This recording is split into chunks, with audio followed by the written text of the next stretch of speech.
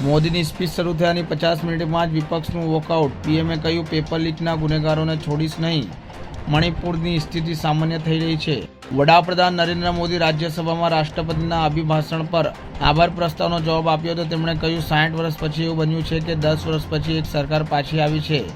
આ ઘટના સામાન્ય છે। કેટલાક લોકો જાણી જોઈને તેમનાથી મોં ફેરવીને બેઠા હતા। કેટલાકને સમજનારાઓએ એવો હોબાળો મચાવ્યો કે તેમણે દેશની જનતાના નિર્ણયને બ્લેકઆઉટ કરવાની કોશિશ કરી છે।